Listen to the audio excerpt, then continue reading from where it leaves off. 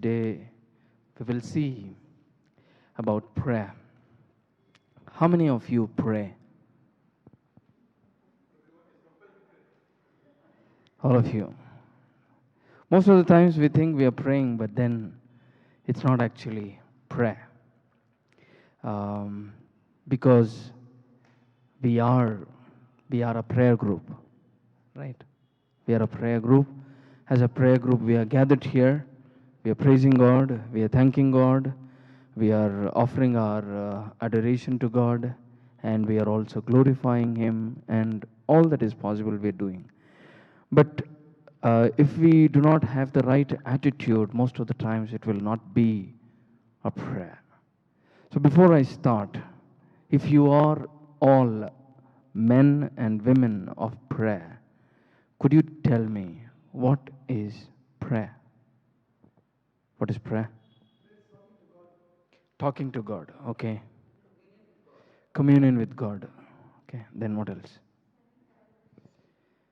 Spending time in His presence. Okay, prayer, yeah. Asking for His guidance to do what He wants us to do, okay. Yeah, you're all putting on your mask. I don't know who's talking. Yeah, tell me. Communication with God. Then, relationship with God is prayer. Okay. Then, way of life. Prayer is a way of life. Okay. What else? How many of you are wearing mask? All of you are wearing mask, right? Where are you supposed to wear the mask? Yeah, up to your nose. Right? But what happens? Sometimes we pull it a little lower. Only up to the mouth. Then a little lower, only to the chin. And then a little lower to the neck. And if somebody asks you, are you wearing a mask? What is our answer? Yes. But where are you wearing it? To the proper place? No. In the same way, prayer. Most of the times we are in the disguise of what we term ourselves as prayer, but we are not actually praying. We're not actually praying. And the best example is this mask. And having seen of the example of mask, let us see the various false notions of prayer. The first false notion of prayer is talking to God.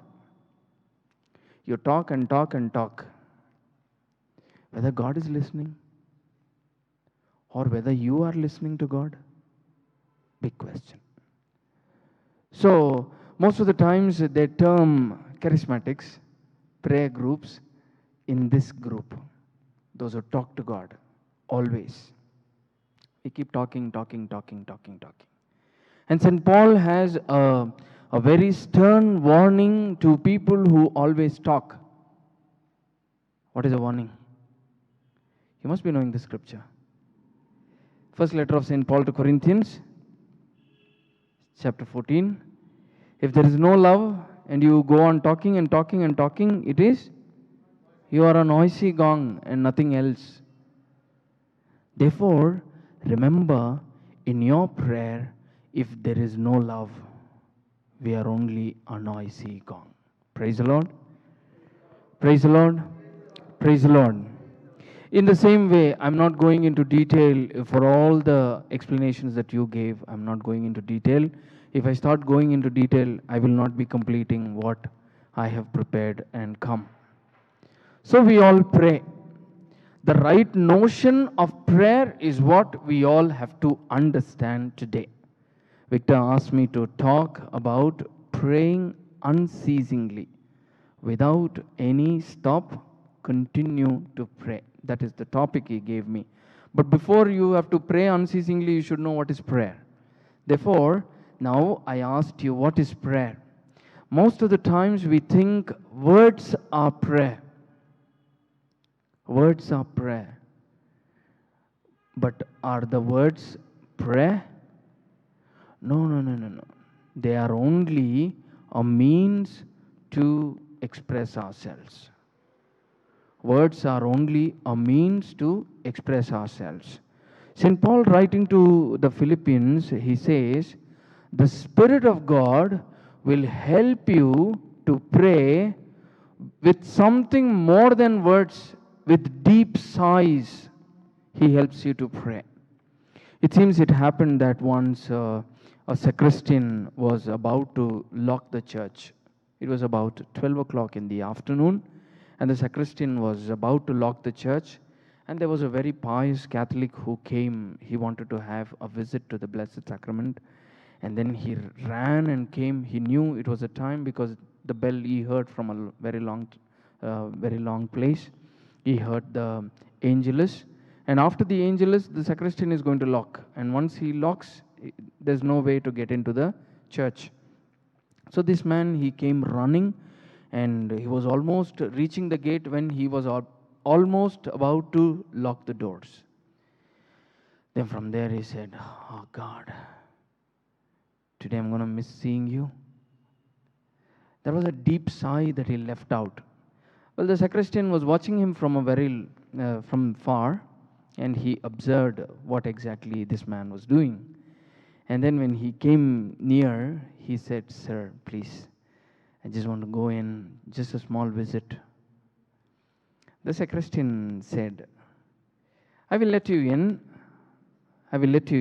provided you sell me the deep sigh that you let out outside the gate. I will let you in, provided you sell me the deep sigh that you let out the gate. He said, that's all. I give it to you. You take it. And the man opened the doors of the church, and he let him in.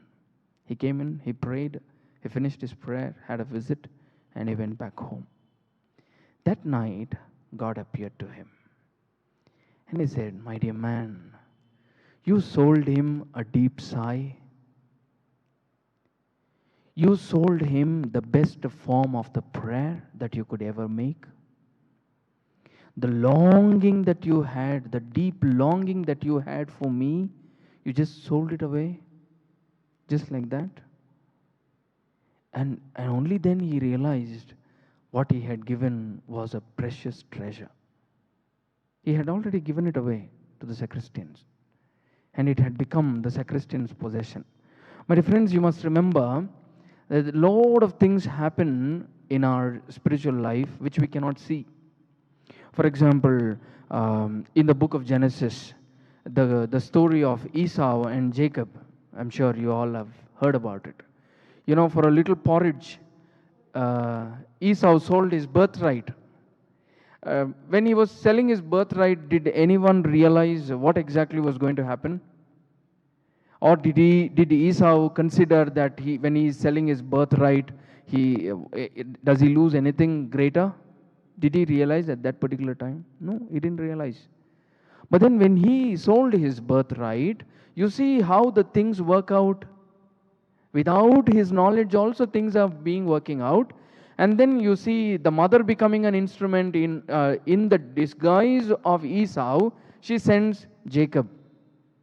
Instead of the meat of the deer, the meat of the lamb is being cooked, and then Jacob goes in. And the birthright that he sold becomes a cause and means for the loss of the first blessing, in whose blessing Isaac says, I have already blessed. I have already blessed. You know, then when you go back home, take that portion and read, Esau pleads, do you not have anything else for me to bless with? Please give me something, he says. He pleads for a blessing, but then the blessing is already gone. And in the blessing, if you look carefully or read carefully, you will see that your brother will be your slave. You see how things turn out, though spiritually? In the same way, this deep sigh which he sold was just gone. And then he realized what exactly was a prayer. My dear brothers and sisters in Christ, that form of prayer is what we are called to. Well, most of the times, we don't have that form of prayer, that kind of prayer. We are here very much, and we spend time in the presence of God, but our minds are wandering somewhere else, right? Is that a prayer? That's not a prayer. We are constantly praising God and praising God and praising God. And when you come out, you talk ill about your brother, your sister. This woman, you see, she comes, no?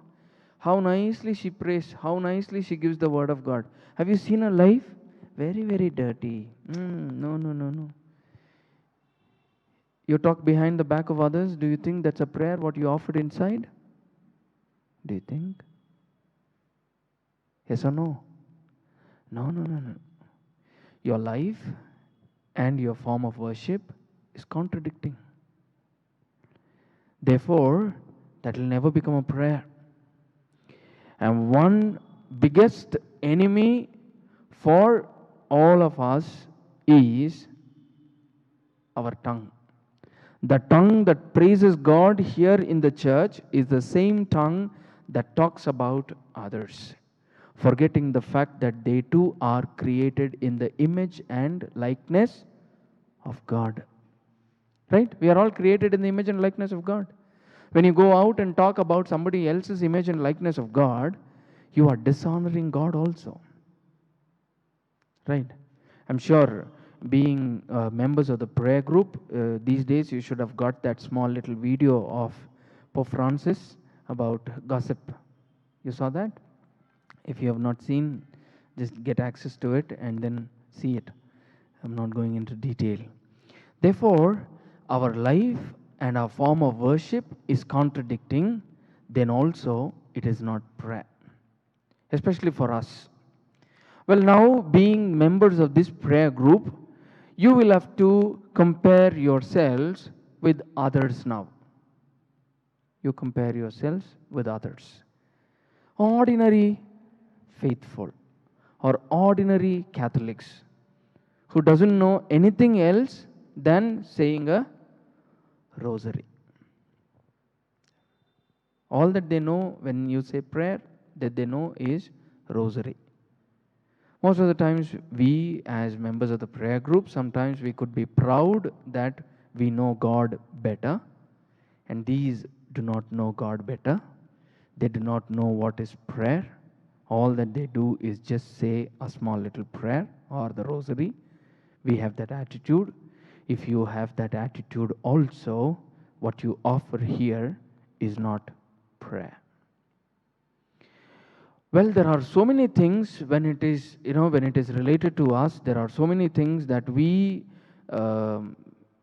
think or we take it for granted and do it. But heart of heart, we must examine ourselves and see, if I am making my prayer, am I righteous? Remember what Jesus says in the Gospel according to St. Matthew, chapter 5, verse 20. He says, if your righteousness does not exceed the righteousness of the Pharisees and the Sadducees, then it is not righteousness at all. It has to exceed. If you are members of the prayer group, then your spirituality, your righteousness, the way you behave, the way you talk, the way you show or put up an attitude must be different.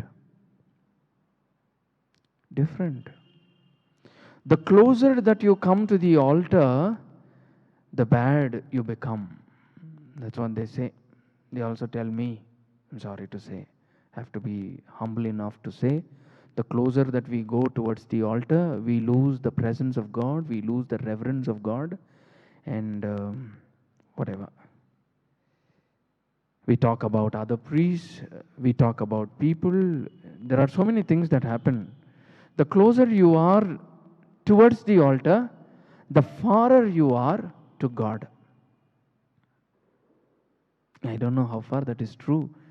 All of us, let us examine ourselves. I'm not only saying about myself, but also about ourselves, because I've seen, I'm in the charismatic movement. I've seen charismatics, when they come together, all that they have got to discuss is to discuss about the brother who's playing the music, the brother who's singing, the brother who's sharing the word of God. Nothing else they will talk about. Father, this fellow, you see, Father, they will tell me. And when he is, what is that, breaking the word, the one who was singing will come stand next to me. Father, this man, Father. Okay? Even amongst ourselves, it could be a fact. If two of you are friends, when you go out, the way you talk about others, if you are talking about others, if you are demeaning others, then whatever you offer here has just gone for a waste. Therefore, today, examine yourselves and see what you are offering is a purest form of worship. Is it purest prayer? For that, all these things have to be meeting. Your attitude, your pride, or your way of talking to others, or demeaning others, all these things can negate all that you have done for this 45 minutes here, or 1.5 hours here. I'm sure all of us will have better works to do, right?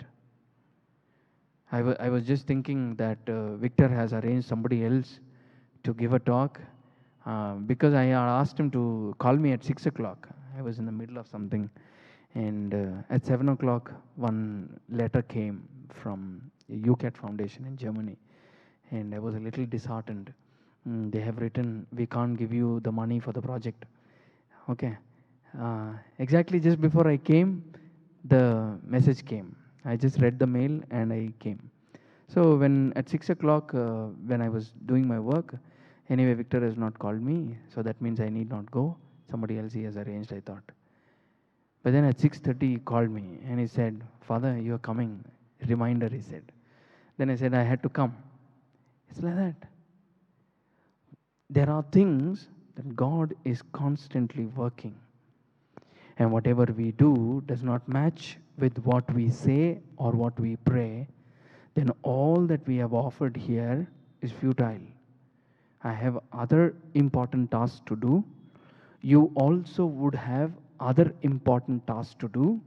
But if you are keeping aside all those important tasks in order to spend your time with God in prayer, make sure that this is the purest form of prayer. Because we are all spending time. We are all spending time. If you are spending time to be with God, then make sure that it is a purest form of prayer.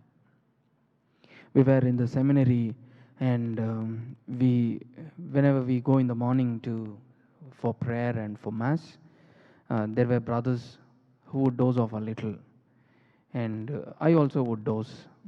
But then whenever they asked, why is that instead of praying you sleep? There are people who are praying, but the whole time they are seeing, who's sleeping? See, look at that fellow is sleeping. This fellow is sleeping.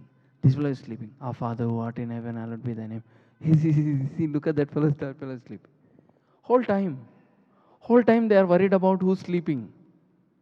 Then what is the prayer that you offered?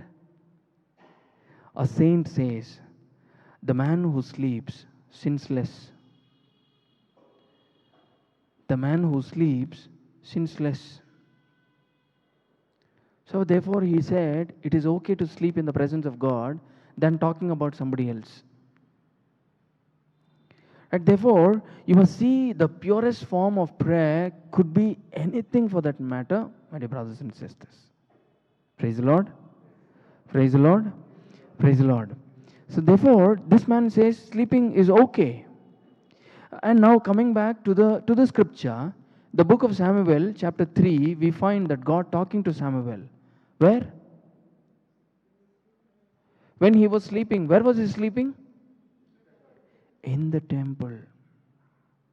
Those days, they thought that if you sleep in the temple, you will have the theophany. That means you will have an experience of God. Therefore, they would sleep in the temple. But then this boy was very small, and comparing himself to the sons of Eli, like Hophni and Phinehas, and all the dirty things that they were doing, this small little boy was all the more pure, to sleep in the presence of God without any problem. Therefore, maybe he allowed him to sleep in the presence of God.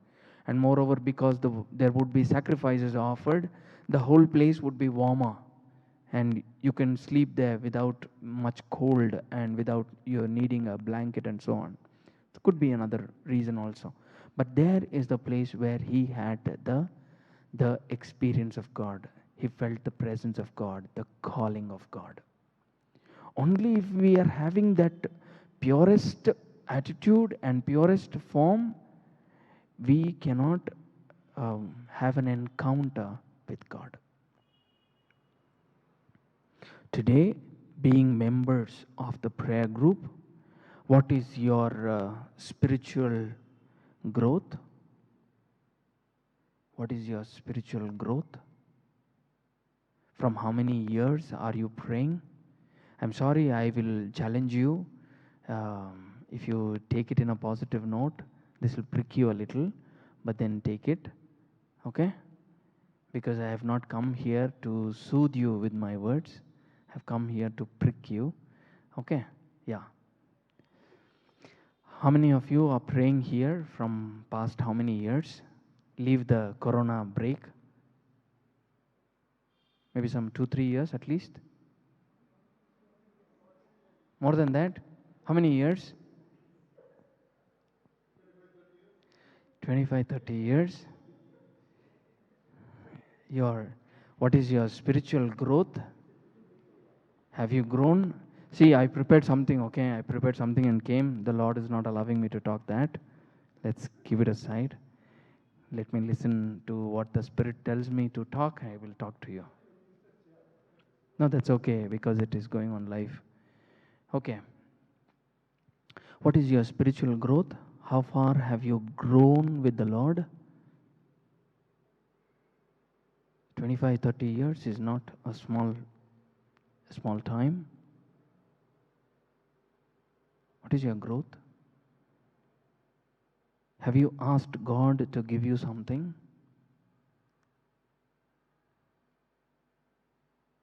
I'm not asking about material things. God, I have a debt. I need 2,000 rupees. Work a miracle for me. That will happen. Don't worry. Because the Lord will give you. If the Lord doesn't give you, at least the devil will give you. Don't worry. Yeah. I'm talking to you about the spiritual growth. Because you're all members of the prayer group, you must know where you stand in spirituality. If you have that purest form of worship, you should have grown now. Do you see your growth? From where to where? Oh, Father, I'm just coming, Father. From past 25 years, I'm just coming here. I'm just doing praise and worship and I'm going back. Is that how it is? Have you asked God for anything at least? Anything? What? Yeah, in what way? Increase your faith in what way?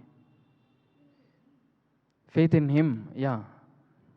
As the disciples asked Him to increase our faith.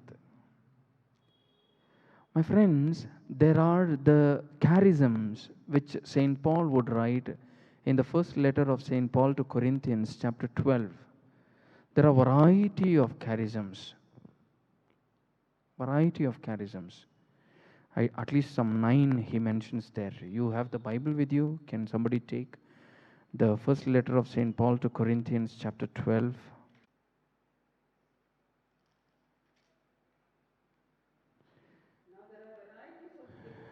Yeah. Mm.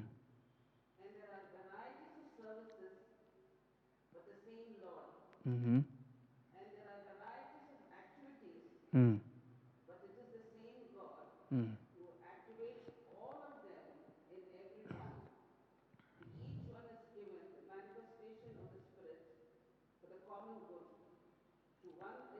The manifestation of the Spirit for the common good. What is the manifestation of the Spirit in you? What is the manifestation of the Spirit in each of you? Love. Okay. Which could be something more visible to others. Kindness. Something more visible. These even Hindus, Muslims, and others can do.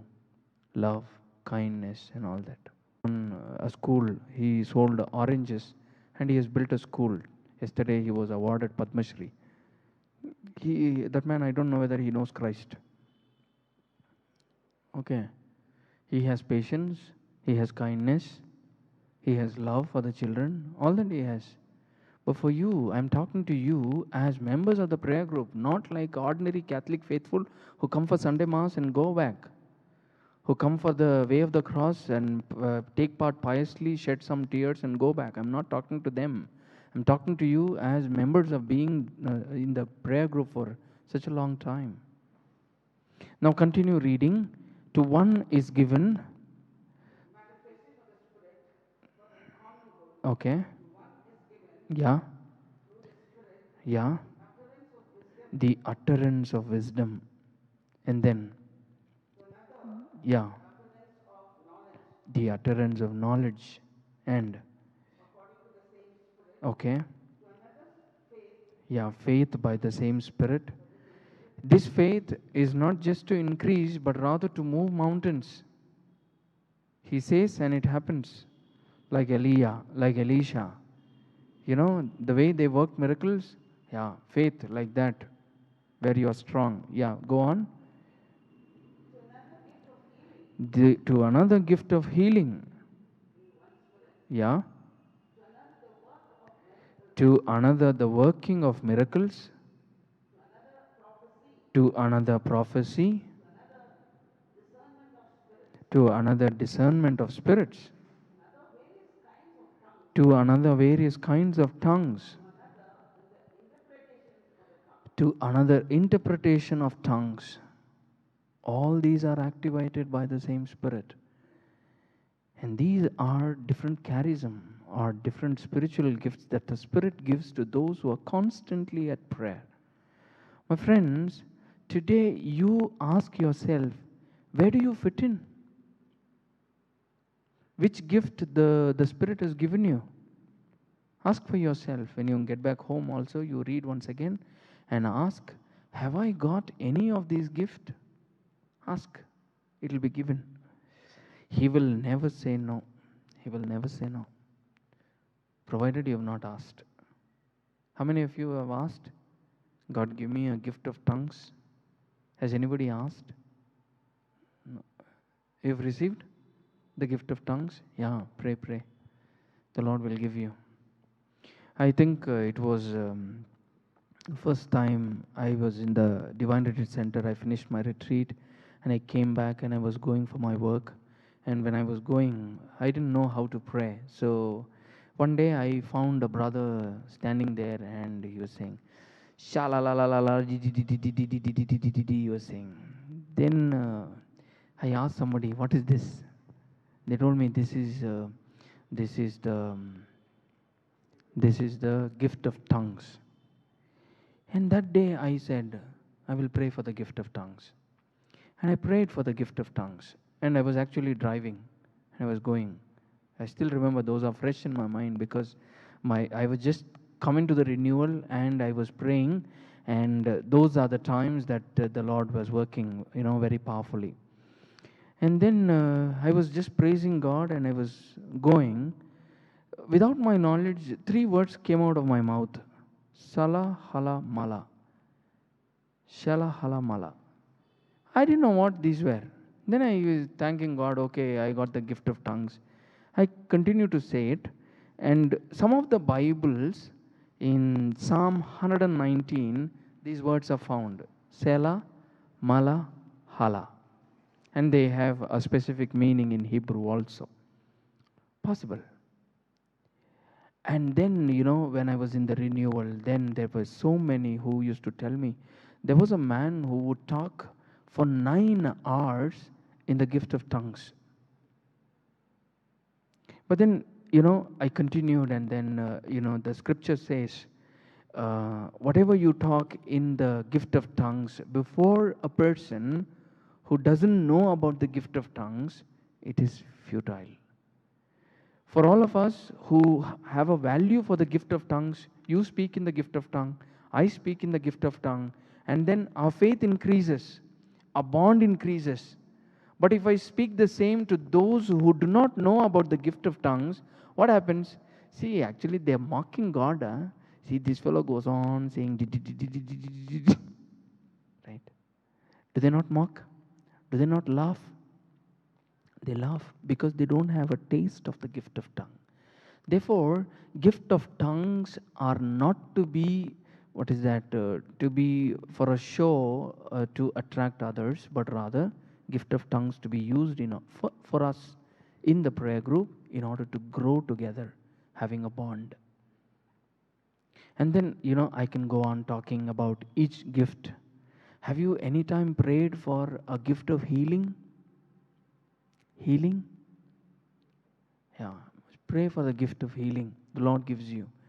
In the initial, maybe after I became a priest, I was not able to practice all these things. Those things are dormant in me now. I'm just telling you so that we will all grow together, okay? Initially, I used to pray for the gift of healing, and then whenever we used to go for prayer, some people would come and say, Father, my brother, I have a stomach pain, and then you pray for him. And I would pray for him. When I pray for him, there would be a strong ache in my stomach. And then he is healed. It came to me. And then after some time, it got healed. So actually the pain or the ache that gets transferred from him to me and then gets healed. A gift of healing. It is possible. So sometimes the healing is straight away. Sometimes the healing is through you. Sometimes that pain can come to you and then can go away. Possible. So when you are praying, you should have the right attitude towards prayer. Then the Lord will start giving you these gifts, and you will start, actually cherishing or getting enriched in these gifts that the Lord gives you. But then you must be very careful when you're doing all these things. Should be really careful. Suppose there is a bondage and you go and say, okay, now I'm going to pray, let the demon come into me, and then go, you're finished. When you are going to deal with a bondage, you must be very careful. First, you must form a protection around you, protect yourself. Second, protect your family. Then pray. Not before that. And never lay your hands on a possessed man or a woman, or when they are in bondage. Never lay your hands unless you have protected yourself and protected your family. The evil spirit can touch you, or if it is not possible to touch you, it will touch the family. The moment you start doing these things with the bondage, what happens is, if you are strong, your family is touched. There are a series of misfortunes that will happen in your family. Deaths will take place. And that is how the Satan will try to shake you. If you are strong, very strong, it starts haunting you with the pleasures. That's physical. Okay? It could be sex, wine, and wealth. Okay? That things, keep it aside. Spiritually, it will not give you sleep. You will have a lot of temptations. Okay? Keep aside the temptations. The tussle that you have with the evil is greater. You will not be able to sleep the whole night. Terrible dreams. And sometimes you get up, in order to remember the dreams, you try, it is not possible. So all these things take place. And coming to working of the miracles, prophesying, and saying what is the prophecy, or interpreting dreams and interpreting prophecy, all these things are a possibility if only you are in union or communion with God. And what can commune you with God is prayer. And your prayer should become the precious form or the purest form of prayer. And then it can activate. You see, when I became a priest, before becoming a priest, there were a lot of things to be studied. My whole time went in studies. So I was not able to pray like that before. And then, when I came in, when they put me into a parish, the parish activities, my writing, I go here and there for preaching and all these things. It's possible. But then the Lord has His own way of manifesting Himself in you. I'm not boasting, but then I'm just trying to tell you how God blesses you. Yeah, I'm from a Telugu background. We speak Telugu at home. I studied in a Kannada medium school. I don't know much of English. Even in college, when I was doing my graduation, I was not able to form a proper sentence.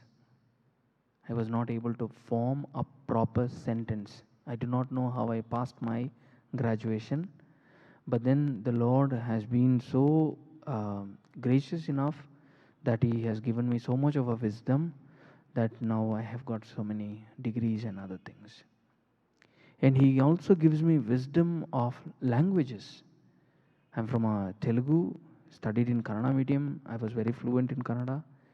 And then when I became an assistant at Basilica, I would request my co-priest to give me one Tamil Mass.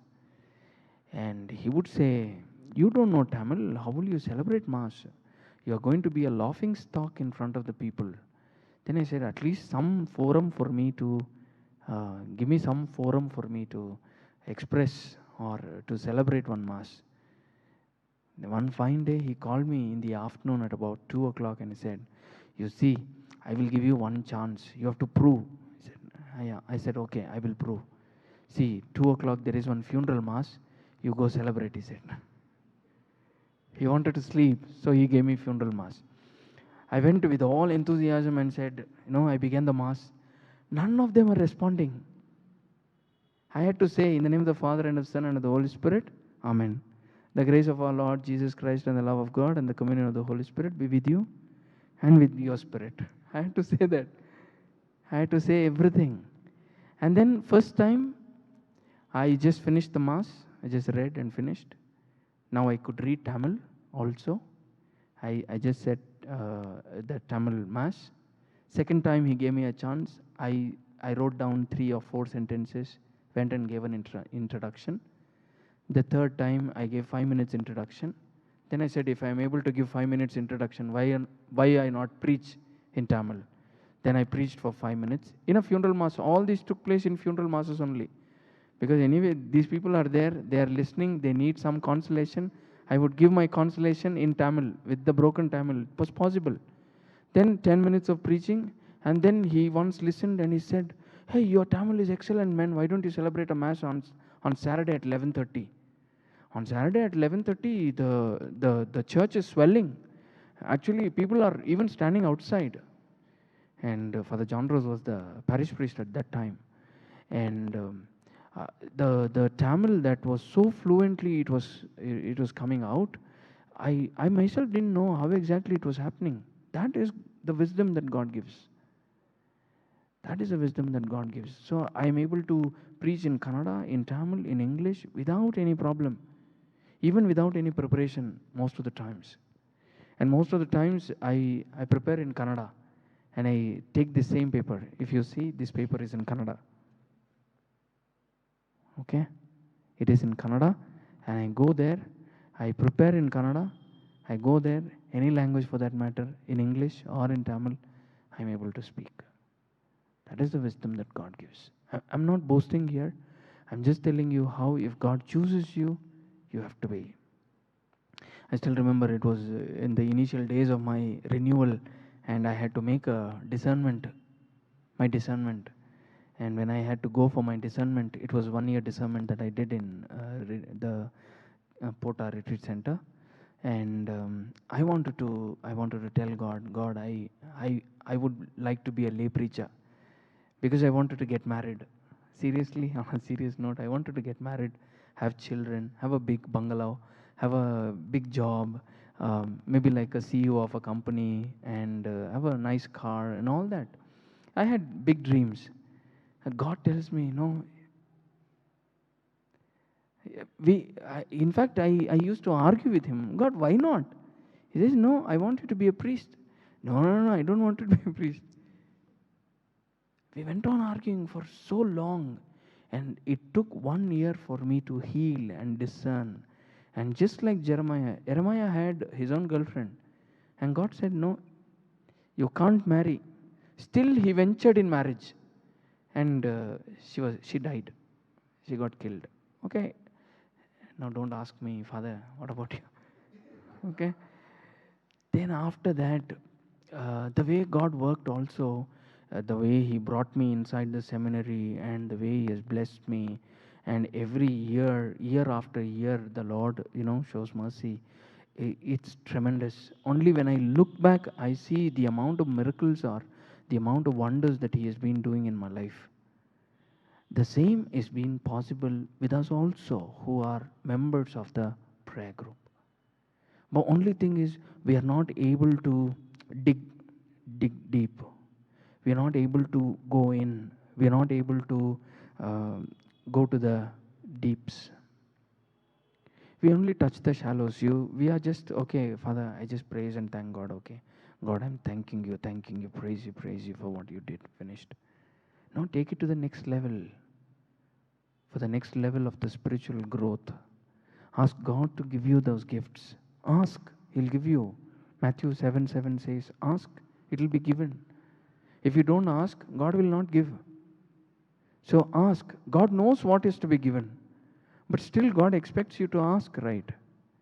Yeah, as small little kids, the mothers give milk to the baby.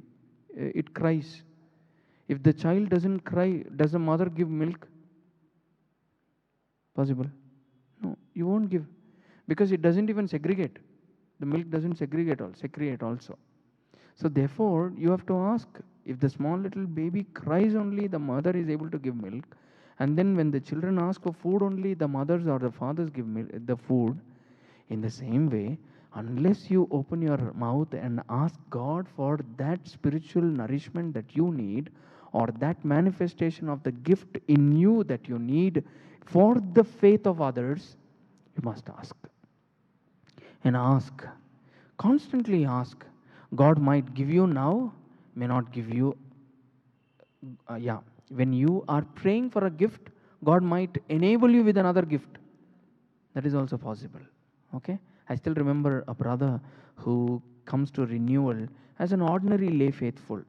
So it happened in the worship. In the worship, when they were all praising and thanking God and worshiping and singing a spirit of the song, song for the Spirit of God, there was one possessed man, and he started convulsing. When he started convulsing, unfortunately, the one who was leading the worship, he said, "In the name of Jesus of Nazareth, I command you to come out of the man," he said. You know what the possessed man said? "My dear man, you don't have that gift. Shut up." And the same possessed man pointed at somebody who was sitting at the corner and said, "He has the gift. If he wants, let him command, I will go out." Praise God.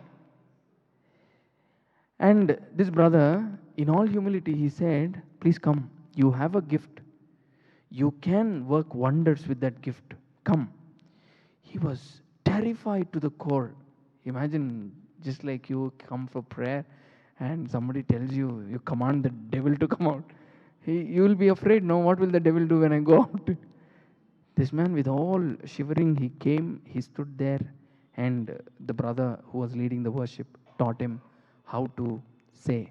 So he said, with all fear, he said, "In the name of the Jesus of Nazareth, I command you, come out," he said. And he convulsed, and the demon came out. And this brother who started his ministry that day is a full-time minister who's doing deliverance even today. Praise the Lord. Praise the Lord. Praise the Lord. So, like that, things can happen if your prayer is purest form of prayer. Now, as members of the prayer group, I'm addressing you all as members of the prayer group, not like people who are outside, because you have to start showing your fruits. Imagine what Jesus says in the parable of the fig tree. If the tree has not borne fruits, cut it down. No, if you are not bearing fruits, no use of coming here. Huh? Next Tuesday, if you are coming here, make up your mind. Yeah, I am going there. I'm not just going to just pray and come back, but then I'm going in order for a purpose. All of you, when you are taking part, imagine in the upper room there were 12 disciples.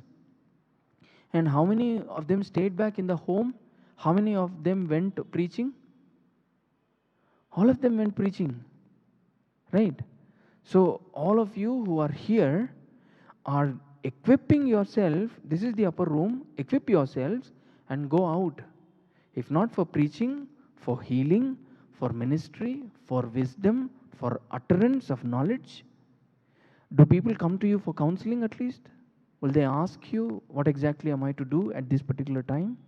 Or when they get dreams, do they come to you and you see, I had this bad dream. Could you tell me what exactly is the meaning of this dream? Right? Yeah. At least that manifestation has to take place in our lives. Some manifestation in order to lead the others into faith. You're 12 of you and still you're 12 of you. How many of you? Actually, how many of you in the prayer group? About 30, 35. From when? From 25 years? Yeah. So why this was not grown? When Peter preached, how many were baptized? 3,000. What is our contribution?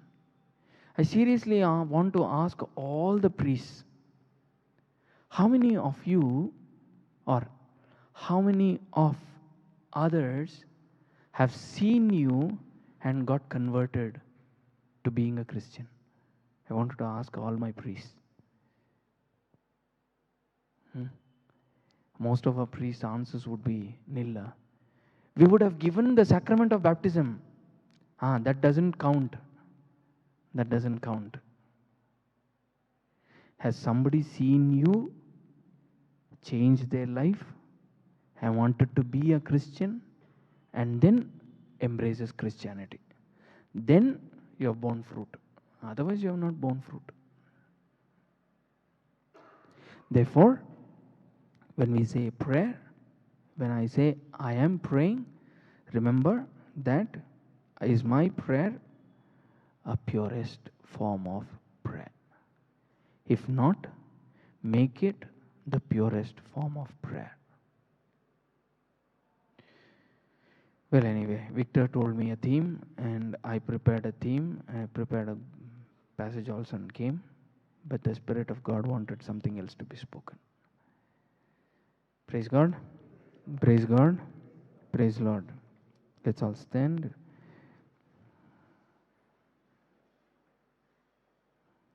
God, a loving Father, we praise and thank you for this evening as you have brought all your children here. As St. Paul says, you are still children drinking milk. How can I give you strong food? Lord, help these children who form a part of the prayer group. Give them the spirit of utterance. Give them the spirit of wisdom. Give them the spirit of knowledge. Give them a spirit of discernment, a spirit of healing, a spirit of working wonders and miracles, and a spirit of the gift of tongues, and give them all that they need in order to manifest their faith. Help all my collaborators here as they take part in this prayer service. Be with them, guide them, and strengthen them, and pour out your Spirit so mightily on them that they may always listen to your healing, that they may heed to your voice, and they may become your representatives wherever they go. We make our prayer through Jesus Christ the Lord. The Lord be with you. May Almighty God bless you, the Father, and the Son, and the Holy Spirit.